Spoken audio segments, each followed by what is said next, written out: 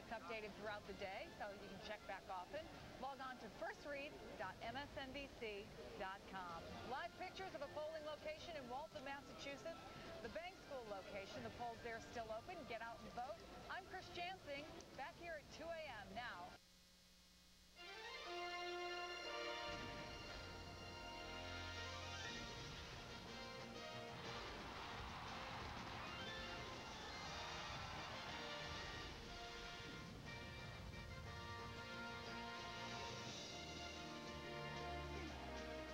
Good evening. 306 days since the Iowa caucuses, and believe it or not, it all comes down to tonight.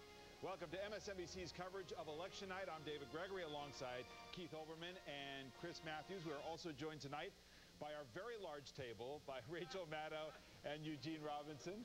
Eugene of the Washington Post. Well, Keith, let's start with you. I mean, whatever happens tonight, one thing we can say for sure, this has been one heck of a campaign and an historic day, an historic level of engagement on the part of voters across this country. If there's an early storyline before we get to find out what happens tonight, David, it is clearly this. People got in line at 6 o'clock this morning with the anticipation that they'd be finished when they're finished. That people who have been waiting for this vote, whether it be for, as you said, 300-plus days or 8 years or since 1619 in some respects, metaphorically speaking, they were determined to be in line. One of the things I think we'll see as the evening goes on, and I don't know that we have an exit poll question that pertains to this, but it seems apparent from these long lines across the country in every kind of weather that there is a historical souvenir collecting kind of vote here that may be the biggest demographic that we're going to see tonight. People who want to be part of this election in a way we may not have seen before, certainly not since 1960. We are expecting historic turnout. It could jump from 2000 to 2004. It could be up. We could have 130, 140 million people. What feels, Chris, different about today to you? I have never recalled an election that people wanted so much to happen. They want this presidential election. They want it to be a chance to vote for change, no matter whether it's Obama or McCain. I've been struggling. What is it that they want they don't have? And I'm not sure this is the result tonight. We don't know. But I struggled. Is it a smarter president, a more acute president, a president more on the job, a tougher president? I think it's hope. I think they want at the end of these wars that don't seem to end, at the sense of an economy that seems to be going down for a long time. The word, I think, is hope. And I know that's Obama's slogan. And it may be lucky for him that it is, but I think that's what they want. You know, Rachel, the unfortunate truth is that the next president comes into office knowing neither peace nor prosperity. And after 8 years of a Bush administration, which is very unpopular. So there's no question that there's a tremendous desire for change today. Absolutely. And when you think about in modern history when the last time was that we had a vice president for whom there was no question that they would ever run. There was never even a glimmer of a thought that Dick Cheney would run to continue this administration. And it was known when he was first picked for the ticket, probably in 2000, in the campaign in 1999. To know that there is a full stop, there is a period at the end of this sentence, and something new will start politically. But the country is in such a deep hole with these 2 wars, with a financial crisis, with so many broken systems, including the broken election system, which is giving us the lines that we're seeing today. To know that politics changes 180 degrees no matter what, but the country has so far to go is, I think, a moment of incredible tension and anxiety, even if it is somewhat of a pleasant anxiety for the country. Gene, this is historic. We've got an African-American presidential candidate for the Democrats. We have a woman who's on the ticket for the Republican Party. And you've got voters who are going today bringing their kids to the polls because they want to remember this day. There is a sense, we're going to overuse the word historic tonight, and as well we should. Keith mentioned 1619. That's when the first African slaves landed at Jamestown 389 years ago. That's how long we've been struggling with the issue of race in this country. The idea that an African-American man could be elected president, just the idea that he could be, that he's on the ballot, that he was shown by pre-election polls to be ahead, it has made a lot of people I've talked to today feel privileged. The gentleman on Election Plaza just a while ago came up to me and said, "Don't you feel privileged to be able to cover this?" And I thought back to growing up in Orangeburg and at the end of Jim Crow and going to segregated schools and you know, coming to this moment in my lifetime. It is really amazing. It was really amazing. Joe Scarborough is with us as well. Joe, we know the landscape of where we start for this race. Obama's ahead going into Election Day, and now we're waiting for the voters to speak. What are you looking for tonight? Well, of course, we're all looking at Iowa at the very beginning. If Barack Obama wins Iowa, then the election's over pretty darn quickly. Not Iowa, I'm sorry, Indiana. If Obama wins in Indiana, it's over very quickly. Then we move over to Virginia. But I'm like the rest of you. I'm excited about the lines. I want to see the voting turnout. I think history is going to be made tonight, despite whoever wins. We're going to have the largest turnout ever, David. No doubt about that. It's going to shatter the record of 4 years ago. And remember, we went from one election to another. We kept hearing about how it was a choice between the lesser of two evils. Well, how exciting that the last two election cycles will have produced the greatest turnout in the history of American politics. So exciting. People forget that John Kerry got more votes than any other Democratic candidate ever. He just happened to have less votes than George W. Bush. So an exciting night. We're going to see records shattered and, of course, the possibility of real history being made. All right, Joe, thanks very much. Also with us tonight, MSNBC analyst Pat Buchanan. And Pat, one of the things we know about the electoral map, which we'll talk a good deal about tonight, is that John McCain is playing a lot of defense on that map compared to the George Bush states from 2004. Well, he certainly is. I don't know any Kerry state from 2004 that is really imperiled now. And it looks like that Barack Obama has picking up Iowa and maybe picking up Colorado. And so and all the rest of the game is being fought on red turf, and Obama's ahead in something like half of 5 of 10 states. So I think it's a very, very tough road for McCain to travel. But let me say this. I do think this. I know what the American people are voting against, the Republican Party and what we have, and I know who they're voting for, Obama, in which people are investing extraordinary hope and expectation. But I don't know that they're voting for some particular agenda as they're voting for possibility. So this election, I think, carries with it the great potential for disillusionment down the road, as some others have. Pat, would that description of what people were voting for, would that not match up to some degree with what they were voting for with Ronald Reagan in 1980, that there was as much, as the popular phrase of the brief Carter administration suggested, malaise in the country that needed less a specific set of platform planks and more of a heartening? Is that not a comparison suitable historically? It's certainly partly true. They were voting to be rid of Carter and all he represented, and they embraced Ronald Reagan. But Ronald Reagan was a man with a clear-cut conservative, no pale pastels agenda, and folks sort of knew they were getting. Let's take, for example, the Congress, where I think you could see 25 Republicans wiped out in the House. You could see 6, 8, 9 Republicans wiped out in the Senate. And the Congress of Pelosi and Reid will be strengthened enormously, but that Congress is at 10% approval. I know who the people are voting against, but what exactly are they voting for? They might be voting for, in most cases, a reinvestment in the public sector, Pat, a reinvestment in the possibilities of government action, in energy, in health care, in infrastructure, a boring word but an important word. There's a sense that we've let things drift in the public sector for 40 years. Reagan was an immensely successful president in terms of the national morale, but he did set us in a direction towards putting most of our chips on the private sector through deregulation, through less taxes. It worked to some extent, but we let atrophy the important regulation we needed in the financial sector, in airlines, which we all experience all the time.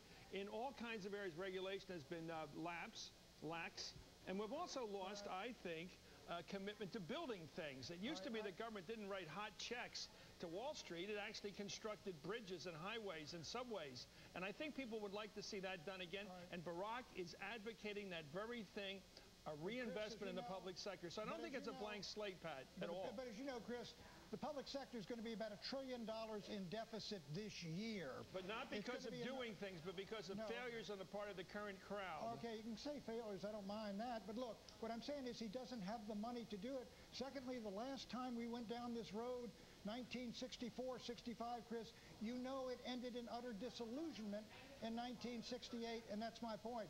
Government, I don't think big government liberalism has any more the answer than neoconservatism, Could be. That's the debate. which has just failed. Patrick, that's the debate the American voters are having as they go to the polls today. Your point of view and Barack Obama's point of view. We'll see how it works out. Okay. I'm not running against Obama. No, you are, but you're arguing against him already, which is fair enough. It's what we do. Our first result of the night, Pat Buchanan is not running against Barack Obama. Thank you, Pat. Thank you, Chuck. With Joe, we'll be talking to you later on. We're going to go to Chuck Todd now, our political director for MSNBC and NBC News. And Chuck, what do we look for tonight? The description of threading the needle has been mentioned here. How small a needle is it really for John McCain? Well, it's very small, and what's amazing about, I think, tonight is how quickly we get an idea of how the night's going. I mean, at 7 o'clock with Indiana, Kentucky, Virginia, and Georgia's polls all closing, we get to find out four things very quickly. Virginia, one of these new battleground states that Obama's tried to put into play, we'll find out if those polls have been right and if we can call it pretty quickly. Indiana, we get to find out really how bad is, how angry is the electorate at the Republicans. In Kentucky, we found out about the drive for 60 because, frankly, it's the Mitch McConnell seat, the Senate Republican leader who will know quick. And in Georgia, how big is the African-American turnout going to be? So in these first four states, polls closing at 7 o'clock, the entire election, in some ways, we're going to learn so much right there at 7 o'clock. And Tom Oliphant had this map that got down to like 7 or 8 counties and precincts and cities around the country, and he starts in a place called Vigo County, Indiana. Yeah. Tell me about it. Why is it a bellwether? Why is it a forecaster? Well, you're hitting me with a county that I haven't researched, Keith, and I'm going to absolutely do that right Our second result of the night. We haven't had that yet. I tell you, you were doing that on purpose, so that's fine. But the fact is, we are going to learn in a couple of things. I go to Florida. I look at Orange County in the 8th Congressional District. A Republican there is struggling to run for re-election, Rick Keller.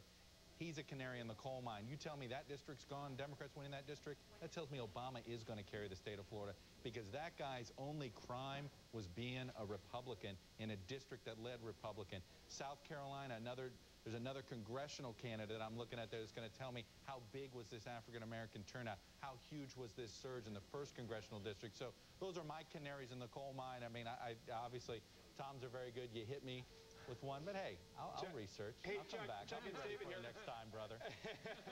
Chuck, I have a question for you. As we look at the potential Obama voters, we talk a lot about African Americans, younger voters, Latino voters, but the reality is that Obama, as a Democratic candidate and somebody who's run a very good campaign, has the potential to increase margins among white voters. A trend that Bill Clinton started. We're talking about white, more upscale voters, college-educated and beyond, in the suburbs. That could be a significant trend tonight. It's 2 states, actually. You know, we talk about all this, but there were 2 states in particular when you looked at 2004 that didn't look like the others, and they were just what you were describing, David. Virginia and Colorado. These are 2 states. They're in the top 10 of the youngest states, and all the other states were already blue states. Virginia and Colorado were red states. In the highest college-educated top 10 states, Virginia and Colorado were 2 of the only red states that President Bush carried. And then you talk about income level. Virginia and Colorado, 2 of the higher income level states that President Bush carried in 04. So when you look at there, it's this white college-educated voter that President Bush won this vote by 10 points in 04. There really wasn't a difference, a big difference between non-college educated whites and college educated whites. This time there could be a big one, and I think that's the reason why we're seeing polls the way they are in Colorado and in Virginia, and why those 2 were always considered the first 2 attempts to expand the map. I mean, it is no secret about Virginia, and I think you're absolutely right. The story about African-American turnout is big, but the story of the Republicans losing among college-educated whites is just as significant, and it's something that the New York Times op-ed crowds like David Brooks and some of the intellectual conservatives, George Will and Peggy Noonan, it frustrates them. They don't like that. All right, and Chris can talk about Pennsylvania in a microcosm later on as we go on looking at this particular voters. Chuck, thanks very much. We'll be talking to you throughout the night.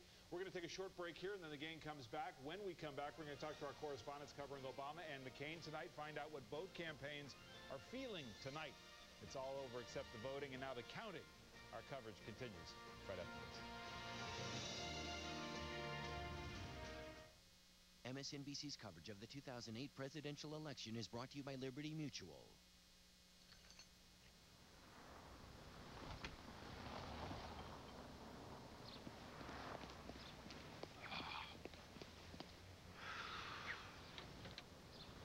A lot goes through your mind after an accident. But with Liberty Mutual, insurance issues won't. Because we offer unlimited rental coverage, new car replacement, and accident forgiveness to help ease your mind. And that's our policy, Liberty Mutual Insurance. My dad he was an awesome person. He was a family man. He had never been sick a day in his life when his kidneys failed. The bills came in, they were astounding. Like, they were $10,000 a month. They went to $12,000.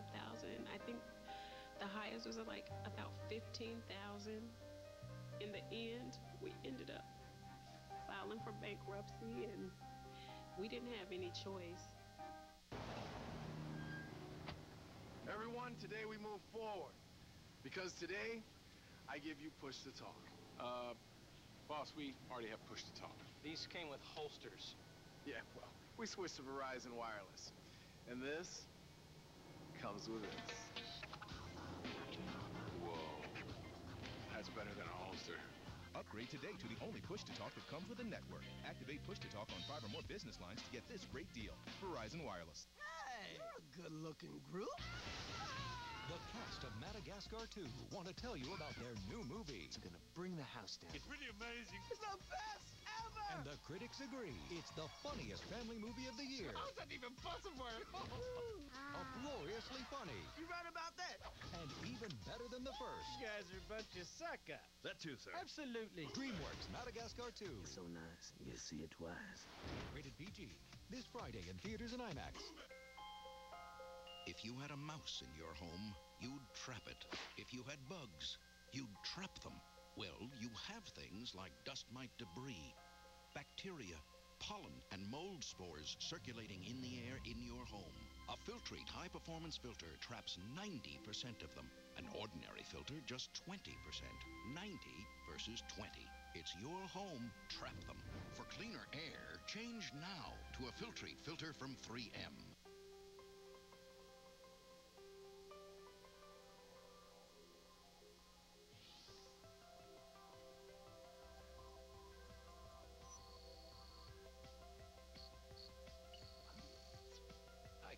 Yellow Book will always help you find... So, when are you marrying Mike? Tom. Oh. What you're really looking for. Say yellow to the future. Yellow Book. It's action-packed. It's romantic. It's terrifyingly terrific. And it's all free. Charter Communications, together with Michigan Harvest Gathering, introduces Free Flicks for Food. Bring in 3 or more non-perishable food items to your local charter office and receive 2 video-on-demand or pay-per-view movie coupons. Help people in need in your community and treat yourself to a great night at the movies, right in your own home. Charter Communications Free Flicks for Food, now playing at a charter office near you. Have the power. Ask not what your country can do for you. To change lives. Ask what you can do for your country. To change course. To change America. As a new president prepares to lead, watch MSNBC and experience the power of change.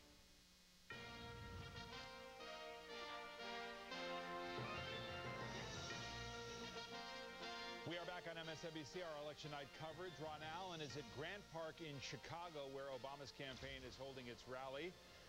Ron, the backdrop there, still rather sparse, but it promises to be a pretty big affair tonight. David, it's going to be an incredible event here. It's unprecedented. It creates some security issues for police who are saying they may have to turn people away if it gets past a certain number of people. In the immediate area here, they're going to let in 75,000 people with tickets, but there will be many tens of thousands more who will be trying to get near this place.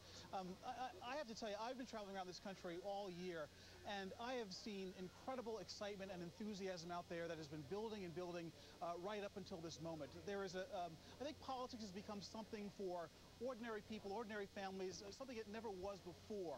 The people that you meet at rallies and the people who will be here at this event tonight were probably apolitical before this, but now, because of Obama, because of Palin, because of Hillary Clinton, because of John McCain, they have just excited the American public in a way that I don't think many of us have ever seen before. There's a lot, of course, at stake. This is a big issue election, the war, the economy, just to name some of the things that are on people's minds. So tonight, I think it's just going to be an amazing time to witness what happens here. Of course, the Democrats and Barack Obama, Joe Biden feel victory is at hand. I was on the plane with Joe Biden earlier today, and I was struck by how relaxed and how confident he was. At one point, he was holding sort of a press conference with one of his granddaughters, Finnegan, and talking about what it might be like to be living in Washington, how that might affect the family. Of course, cautioning that he doesn't want to get too far ahead of himself, but it's been striking just how confident the Democrats are, how confident Biden has been, how loquacious he has been over the past couple of days, because they just feel that victory is at hand.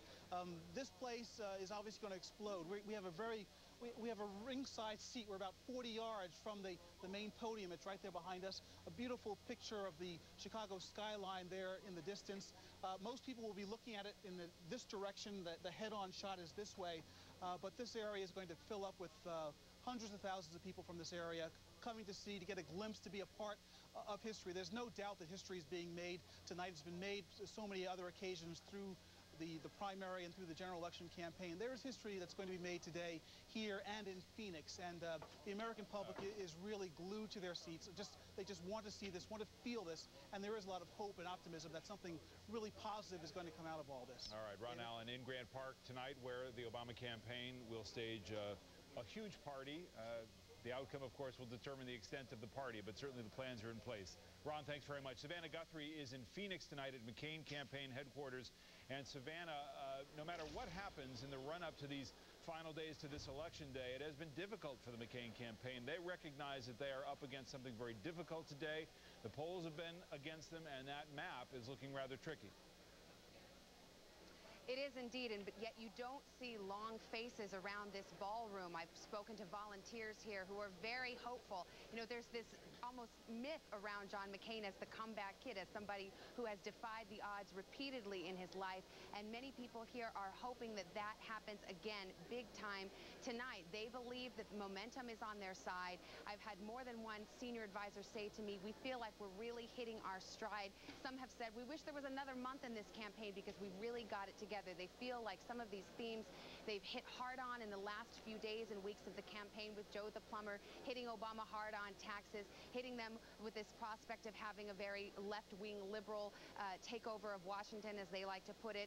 They think these are themes that have resonated, and they think there could be an upset tonight. We don't see a lot of long faces. We see a lot of people hoping for a great story out of Phoenix tonight. All right, Savannah Guthrie there at McCain headquarters tonight in Phoenix. And Keith, a little bit of news today. Yeah, it never rains, but it pours. It's been a rough ride, ups and downs, as the cliches go, for Senator McCain, and that apparently got literally and terrifyingly a little worse today. More drama, according to Chicago Tribune writer Jill Zuckman. The Straight Talk Air, the 737 with which they continue to campaign even on this date of the election, David, was on the verge of landing in Albuquerque when it suddenly pulled up, abruptly canceled the landing, aborted the landing, circled around, as Jill Zuckman writes, teetered back and forth uncomfortably, and finally landed safely. The most important part, at 2:07 p.m., the report inside the plane was there was traffic on the runway. So apparently this was might fall into that FAA category of near miss. There's a further report from the correspondent with Time magazine, Michael Shear. The press cheered and sang "Highway to the Danger Zone," a regular campaign rally favorite. In 2000, we were with Senator McCain at the time coming back into Arizona before the primary. The plane was hit with lightning on the descent, and I'm not even sure he woke up. The old fighter pilot, as we were going. Okay. And Senator Obama had one of these during the campaign early in the summer too, where there was an aborted landing, as we've had one right back. We had an aborted Senator McCain has just arrived here safely, apparently.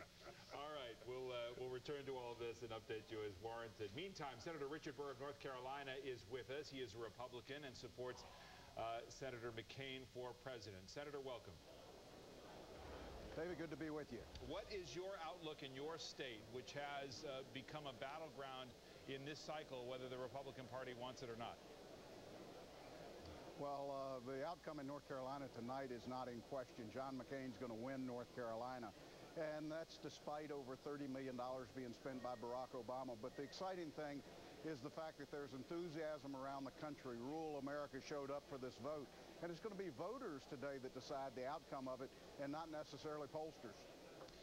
No question. We also know that at least the projections are for record turnout, which is just good news as Americans that we're engaged in this process, engaged in the election and showing up to vote. But if there is a jump in voters, some 14%, if we get up to 130, 140 million, do you not fear that that creates a huge political advantage for Senator Obama? Oh, absolutely not. I will use North Carolina as a microcosm of the rest of the country. We saw a large African-American turnout in early vote. We haven't seen that today. They haven't been able to sustain it. Yet rural America probably voted for the first time since they voted for Ronald Reagan. That's usually more conservative. It's Democrat, it's Independent, it's Republican. Certainly a big turnout helps John McCain. A big turnout in North Carolina helps John McCain? Big turnout around the country helps John McCain. If South Central Pennsylvania votes, John McCain wins Pennsylvania. If Southeast Ohio votes, John McCain wins Ohio. If Southwest Virginia goes to the polls, Virginia is going to go in the Republican column. Senator, if there was some tightening in polls in some of these key battlegrounds in the final days in John McCain's favor, it was based on what, in your judgment? I think it was based on the fact that a lot of the electorate had just focused on the two candidates, even in a two-year-long presidential race. And they found that John McCain really did represent their values, their beliefs. And to be real candid, the American people are scared. And I think when you're scared, you turn to somebody with a very predictable background and somebody who they feel confident has their trust to be commander-in-chief. Are you concerned, Senator, that white voters with 4 years of college are increasingly voting Democratic, that there's a trend there among the people with higher educations? Well, I'm not sure that there's a trend. I think that what you've seen is you've seen some miserable campaigns, Chris, over the last couple cycles. But this is a cycle that even with the amount of money that Senator Obama had, even with the fact that the economy is now clearly the top issue, John McCain technically should probably be behind 15 points today. He's not. He's in a dead heat for the presidency of the United States, and I believe tonight he's going to win the presidency. Wow. A two-part question, Senator. How is Senator Dole going to do this evening, and what exactly did you mean by scared? I think that the American people have seen their savings cut in half. They've seen the future of their employment in question. And when that happens, they don't do risky things, and they don't turn to people with a limited amount of experience. They turn to somebody that they feel the level of trust is high enough. Senator Dole's in a tight race, but I think that John McCain's margin in North Carolina will pull Elizabeth Dole over the goal line. All right, Senator Richard Burr, thank you very much. Chris? Okay, thank you. Let's bring in Bishop T.G. Jakes. He's, of course, founding pastor of the Potter's House Church down in Dallas, Texas. Bishop, thank you for joining us. I think there's a potential spiritual quality to tonight's voting, and I'd like you to talk about it. Well, you know, I think it's of strong interest to people of faith. This is a very interesting election for all people. As the senior pastor of the Potter's House, I've had an opportunity to interact with quite a few people of faith, and I think it really resonates with them, some concerns, some issues. And I've never, ever seen the excitement, the enthusiasm, and the amount of people who have turned out in Texas. They have done early voting. I polled my church. 90% of my church had already voted before Sunday. So people are motivated from every stream and every walk of life to participate in the electoral process. Are people in your community, in your congregation, thinking fully about the... I'm asking an obvious question, expecting a big answer, because it is a powerful question. You know, when we elect a president, we elect a family to live at the White House. And perhaps tonight, at the end of tonight's voting, the decision will be to elect Barack Obama, an African-American, and with him will come his family, Michelle, his wife, and of course his daughters, Sasha and Malia. They will be the first family. They will live upstairs at the White House. An African-American family upstairs at the White House. How powerful a symbol could that be? Oh, as an African American, it's amazing to see that our country has come to this point. But as an American in general, I'm very proud of this country in as much that we are really contemplating, after almost 400 years, bringing a person of color to the White House. If Senator Obama is elected, if Senator McCain is elected, we will have our first woman as vice president. It's a very appealing concept. In my own congregation, there's quite a bit of diversity. But by and large, people are really motivated to get out and be a part of the process. They realize this is a historical election. They want to go down on record as having their vote counted and having their voice heard. And that is reflected as I travel around the nation. There's a great deal of